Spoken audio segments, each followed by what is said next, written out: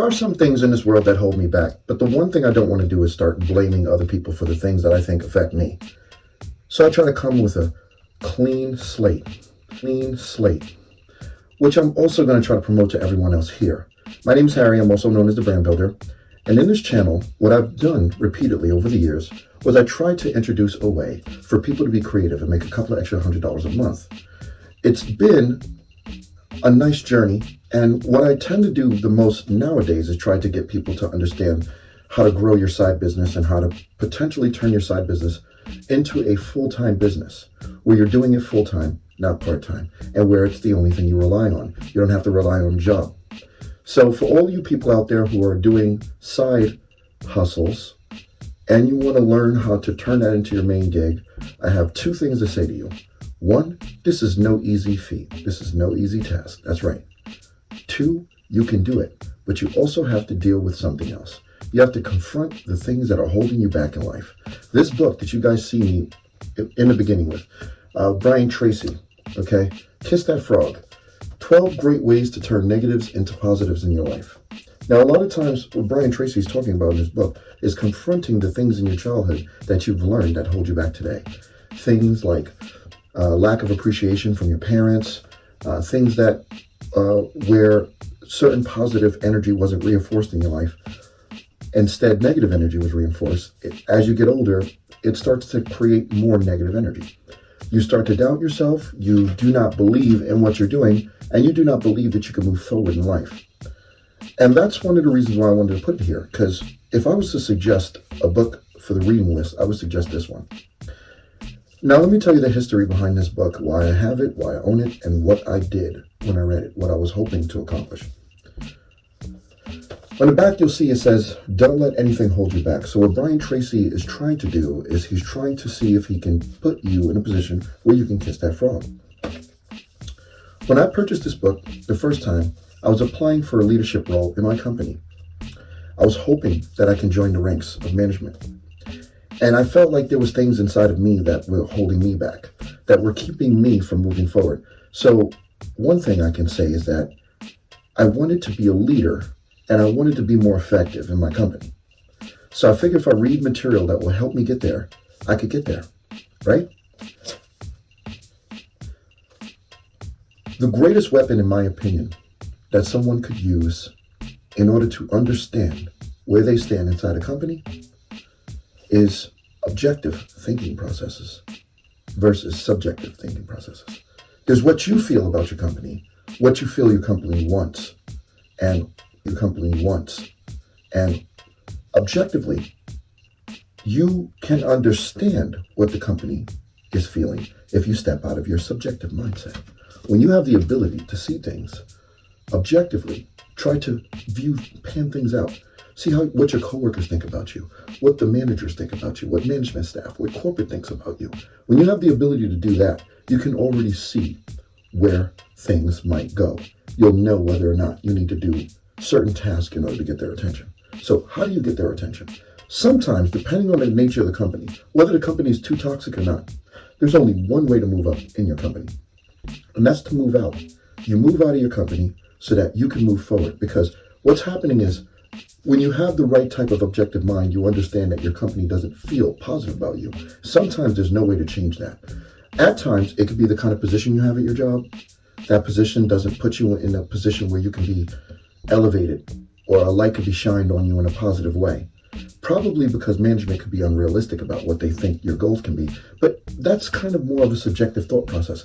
Even if what that is true. Like, let's suppose you work in a job and your workload is more intense than other people in your company. You might go forward to your management and complain.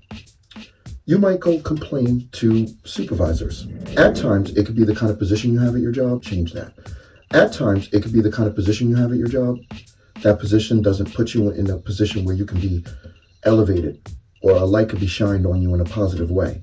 Probably because management could be unrealistic about what they think your goals can be. But that's kind of more of a subjective thought process. Even if what that is true. Like, let's suppose you work in a job and your workload is more intense than other people in your company.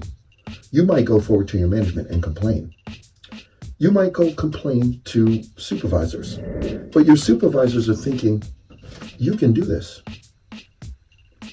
we don't need to assist you in anything. You can get this done. We think that the problem is you, right?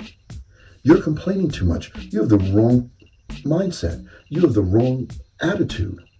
So they'll play that game with you, not understanding that it doesn't have anything to do with you, that you can't shine. It's because you've been put in an unfortunate position. Now, the foolish thing to do is to stick around and try to figure out whether or not they'll ever change their mind.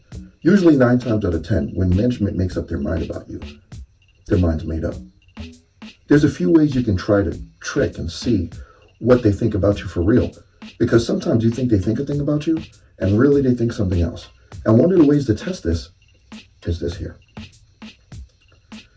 If you have a strength that you think management likes the most, let's just suppose every morning at your job, you do one thing particularly great, like you help out with paperwork, or you help out in the office, or you help somebody in another position, maybe the janitor. And it's something needed by the company. Maybe the janitor doesn't come in until 7, and you come in at 5, so you do something that the company needs that the janitor would normally do, and you do that every morning. You never hear a thank you. You know they need it done because test it. Try one morning not doing it. If they call you and ask you, hey, is there any reason why you didn't do certain thing, or move the papers around, or shred the papers in the office or something, whatever that thing is, if they ask you why you didn't do that, then you know it's expected of you. So it's not that they don't have a positive outlook of you. It's just that in this type of environment, it's toxic because management sees you as their equal. And the problem is you have influential powers. You have leadership qualities. They will never allow you to expose those leadership qualities. And this is another thing you can figure out. When I was working at my company, there were people who thought I was a supervisor or a manager. They really felt that way. They said, you give me manager vibes.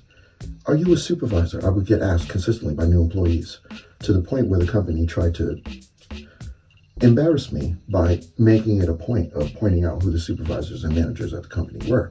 I knew what they were doing. They were just using their little powers to try to, discipline me in some ways. But see, I was smarter than my company. While they were working on embarrassing me and emasculating me, I was working on myself. I made a video about this. If you look at one of the videos where I say, while they work on you, work on yourself. That's exactly what I did. So I started to invest in things outside my company, and also invest in side hustle after side hustle that would increase in value to the point where I did not need my job anymore. When I gave my company a 2 weeks notice, it was the greatest surprise they have ever seen. They couldn't figure it out. They asked me, what are you going to do? I told them, nothing. I'm going to take a break for a while. How are you going to pay your bills? So you have to understand, these are people who think with a 9-to-5 mentality, a 9-to-5 personality mentally. And they think that you need to do what they do in order to survive. And it's the thing that keeps them powerful above you. Sometimes wanting a management position just means managing your own life, managing your own career. So believe it or not, when I purchased this book, I was looking for a supervisor position in an environment that I couldn't control. Now, I'm a manager in an environment that I can control. I manage, supervise, and run my own businesses. I'm the boss. I'm the CEO. I'm all the way at the top. What did I do? I fired the thing standing between me and true leadership, which is a company. Yes, I fired them. That's why I'm making this November series. Because after a while, making these videos on YouTube, I wanted to change my mind. I wanted to live out some of the things that I preached to my audience. I didn't want them to take me for granted, like my company took me for granted. They would consistently look at me like, what is he going to do now? How's he going to make money? Now, here's the thing. Whether they know me or not, understand me or not, I understand me. And that's the most important thing.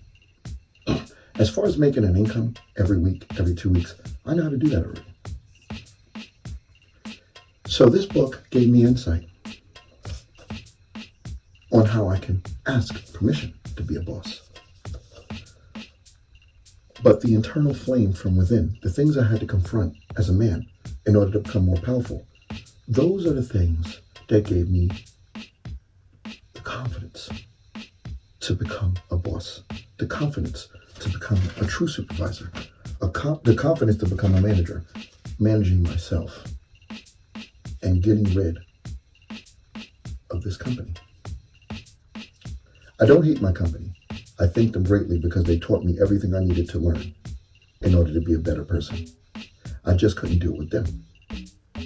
I had to let go of them, and I had to change revenue, change the venue in order to learn how to control my own self, how to build my own self. What am I doing now? I'm looking at becoming an empire.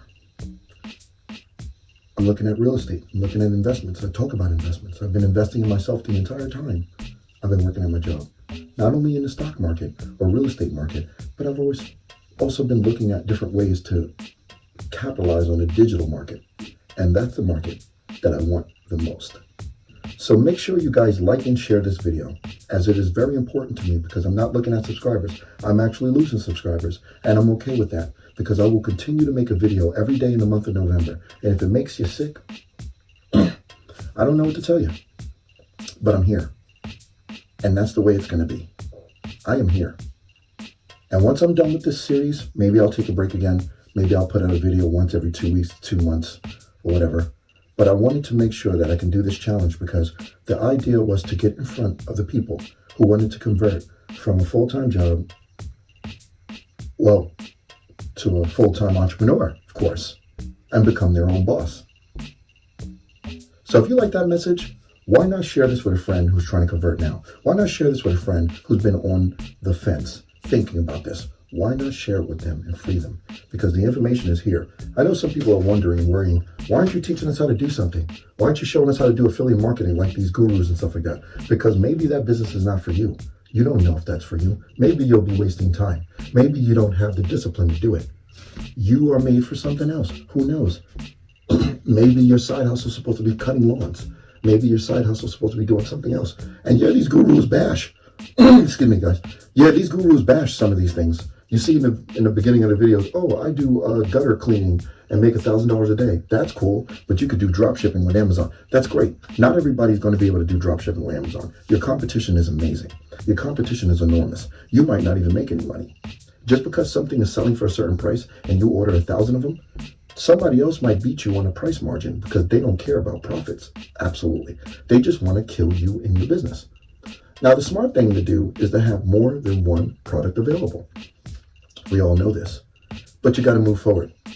Okay. Consistency is value and value is consistency. Push the envelope, become better, and share this video. Hit the thumbs up. Have a great day. November's challenge, November Entrepreneurial Challenge. One video every single day until some of you fake subscribers hit that unsubscribe button, which is fine by me. Find me those new subscribers that need this real information. Okay? Thank you. Have fun.